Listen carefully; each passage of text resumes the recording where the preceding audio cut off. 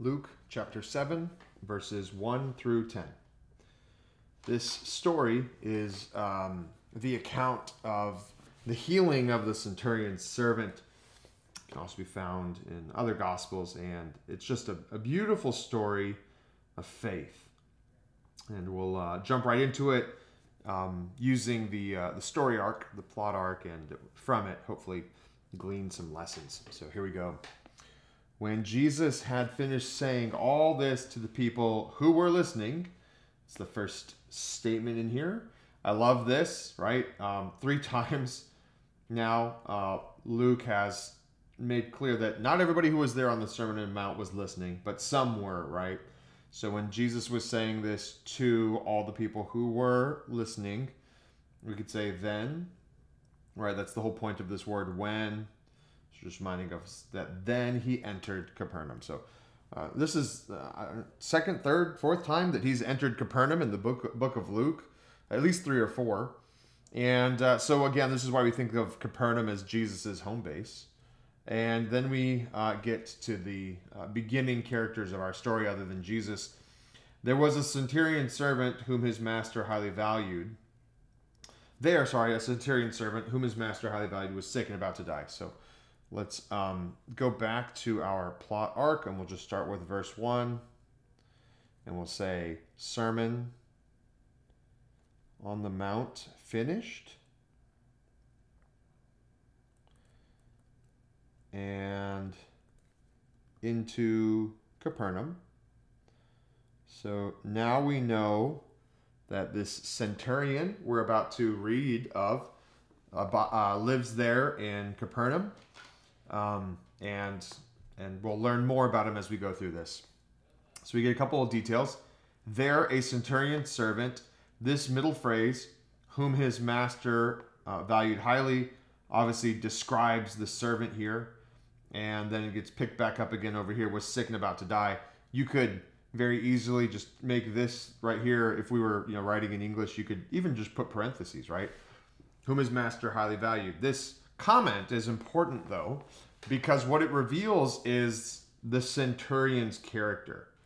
Well, it also reveals us, that probably the servant is a good guy, but this is the same word for slave. This is the word doulos, right?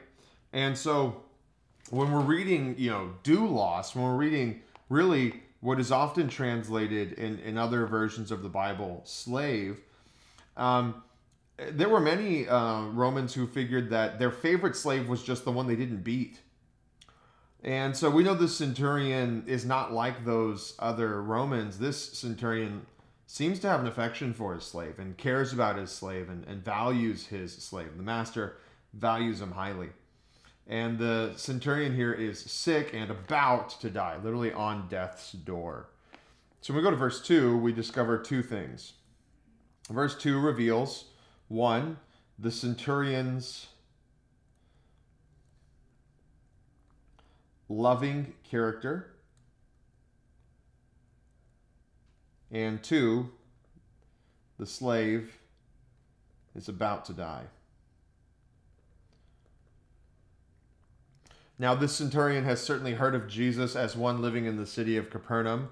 And as we see this in verse 3, the centurion heard of Jesus. The centurion had heard the commotion here in town about this one named Jesus. And as he hears about Jesus, he hears about his ability to heal. He hears all these things. And it seems like he believes because not only has he heard of Jesus, but he sends a delegation, some of the elders of the Jews, to ask him to him, asking him to come and heal his servant. Both of those things. Can you please come to this house and can you heal my servant?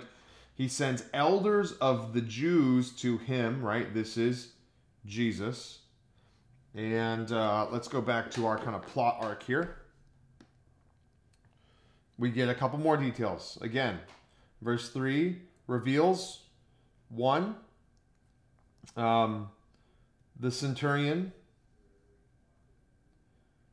heard, and here's the other key, and believed in Jesus.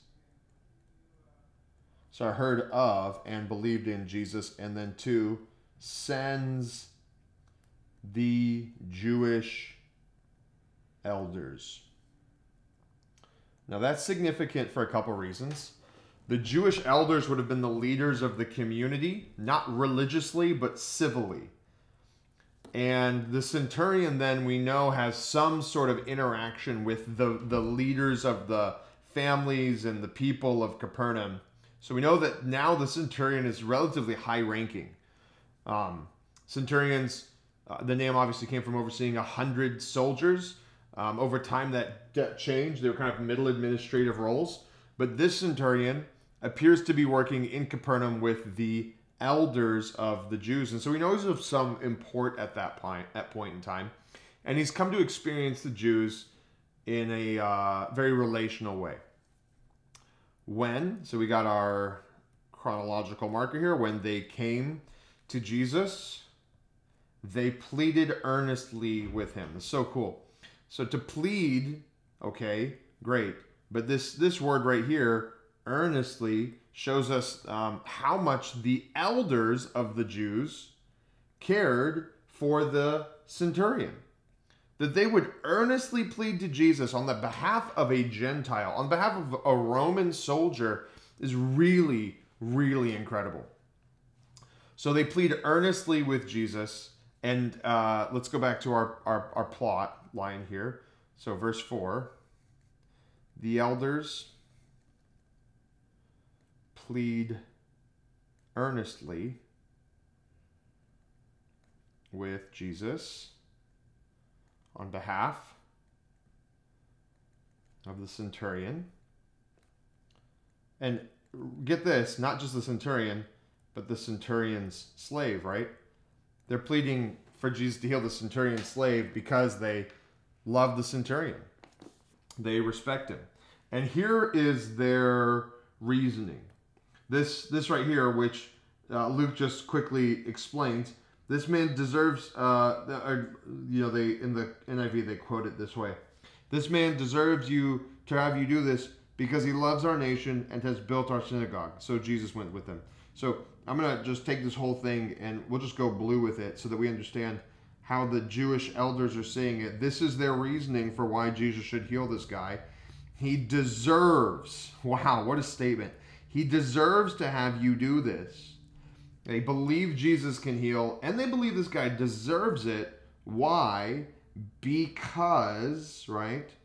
Because he loves our nation and has built our synagogue, right? So quick point here, love bears fruit. How do you know that he loves the nation? He builds them a synagogue. So the Capernaum synagogue was constructed by this centurion. Now, centurions had means, but not means like that. So what that means is that this centurion might have come from somewhat of a noble family, maybe not necessarily a Roman noble family, but maybe one of their vassal states. And as he gets stationed here in Israel, and particularly in the city of Capernaum, and as he interacts with these Jewish elders, he comes to develop, 1, a love of the nation, and 2, even an appreciation or perhaps even a belief in Yahweh. It's entirely possible that he doesn't believe in Yahweh, but then all of this stuff that's happening with him believing in Jesus seems to lead us to, not that he would, it leads in the other direction. It would lead us to believe that he actually does believe in Yahweh. And this would make this centurion something that the Israelites might call like a lover of God or a God-fearer. Not full-on proselyte, meaning he hadn't been circumcised, but he still loves the Jewish people, and if he's building a synagogue, perhaps even the Jewish God. Okay, so if we go back to our, I think that's verse 5. Yes, verse 5. So if we go back to here, we're looking at verse 5. The centurion's character, part 2.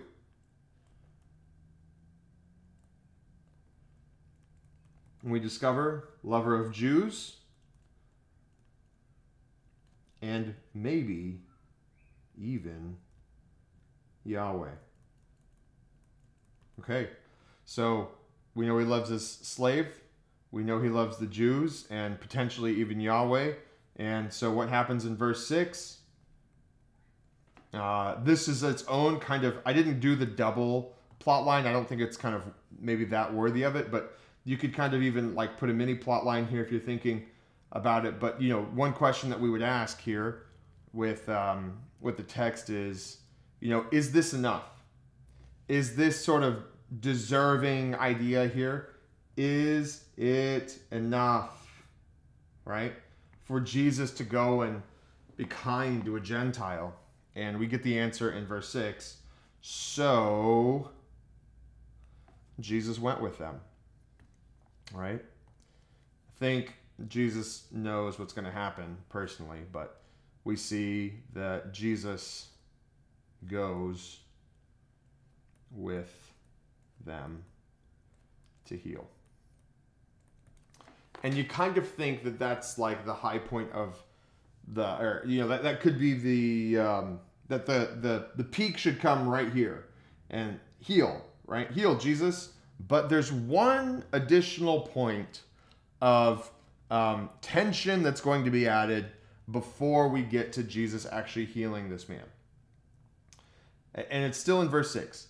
He was not far from the house when the centurion sent friends. Now, these are not the elders. These are somebody else. Sent friends to say to him, Lord, don't trouble yourself, for I do not deserve to have you come under my roof. That is why I did not even consider myself worthy to come to you, but say the word, and my servant will be healed. Let's just begin to walk through this for a moment. He says, Lord, don't trouble yourself. First question that we're going to come back to. What does it mean to trouble yourself, right? In what way is Jesus troubling himself? Is healing difficult for Jesus? Is he saying, don't heal my servant? I don't want you to trouble yourself. Or is he saying, don't walk any further? Don't bother to make the whole journey over here, right? Or is it something more? Here's our clue for what it means to trouble yourself. For I do not deserve to have you come under my roof. And I just think there's a beautiful parallel here. I'll go pink so you can see this one. They said he deserves to have you do this. What does the centurion say? I do not deserve. I do not deserve to have you come under my roof. He knows that the healing is a gift, and so is it to have him come under my roof. He just not feel worthy of this double blessing. He says, just heal him from afar. I don't deserve to have all of this. So, number two, does he believe in Yahweh? I would think, yes, he does. And the real question here is, who does he think Jesus is? Who does he think you is? Does he know Jesus is God? We can't know for sure, but it's certainly the case that he has a reverence for Jesus that really nobody else has demonstrated to this point. So let's go back to verse 6. Go back to our kind of, verse 6 right here. Jesus goes with him to heal. Centurions, character, this was part 2.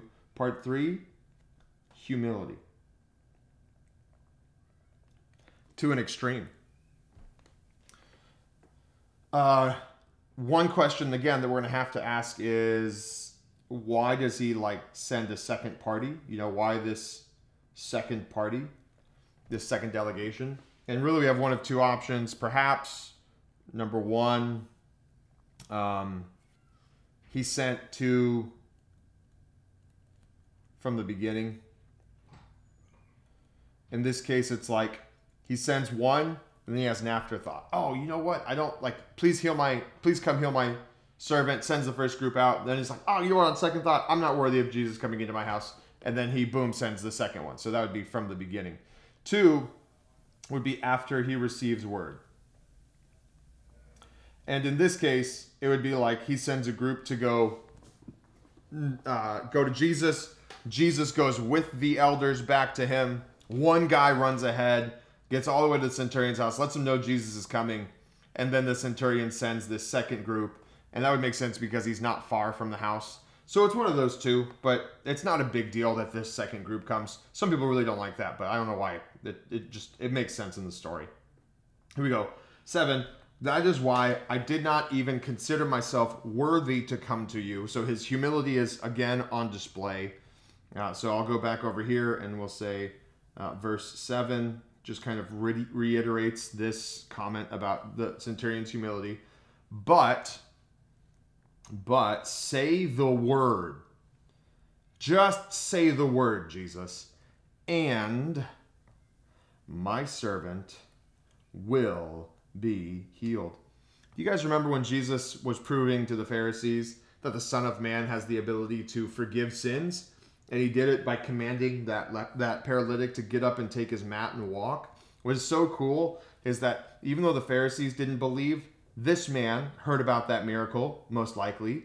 He hears that Jesus heals with the word. He says to the man with the crippled hand, stretch out your hand. He says to the paralytic, get up. He knows that all Jesus has to give is the word. And my servant will be healed. So here we go, back to the character of this guy. Once again, character, part 4, faith. An assurance of what he believes in, an assurance of what he hopes in.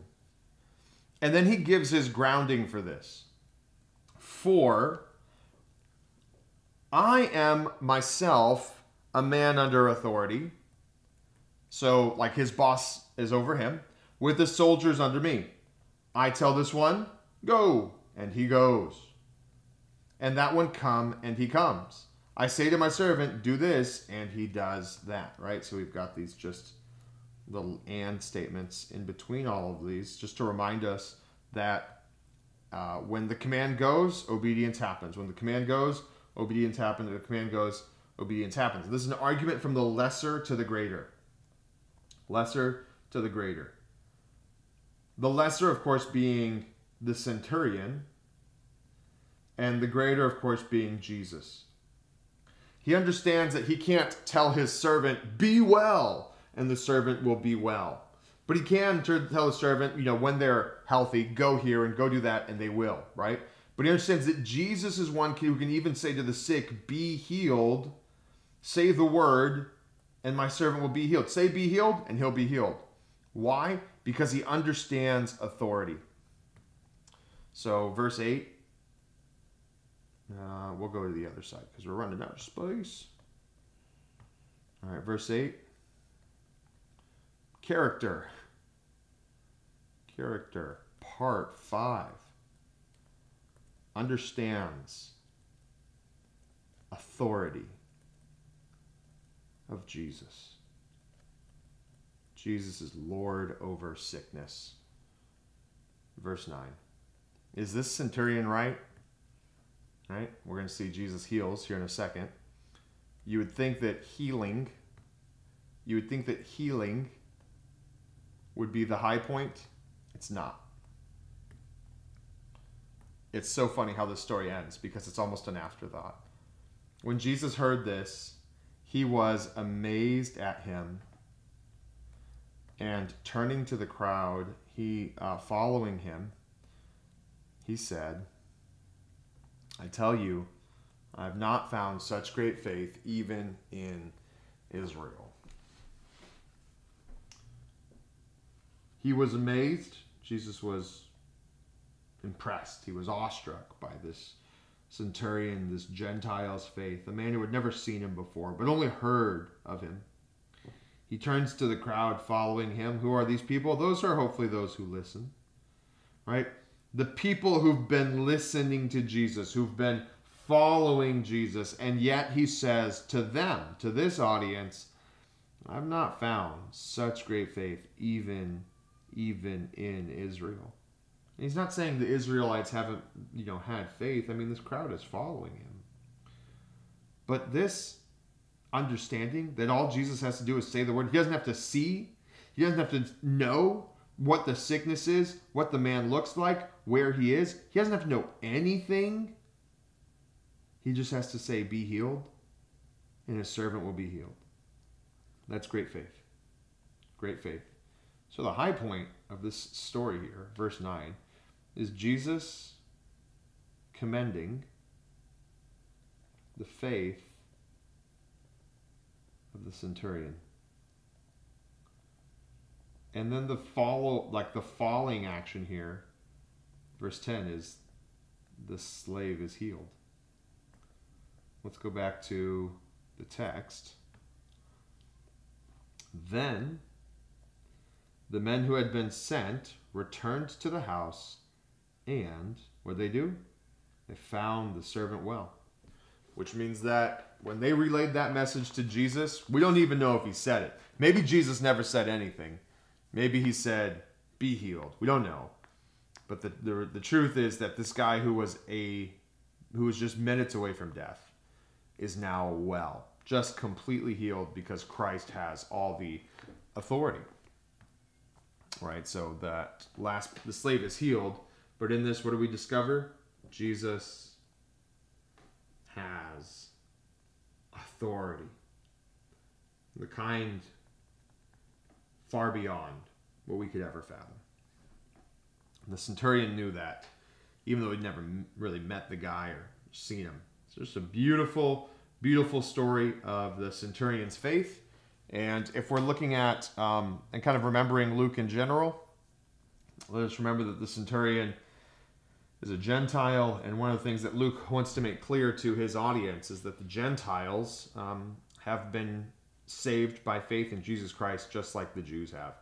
And so it's not surprising at all that he highlights the story of this Gentile centurion's faith.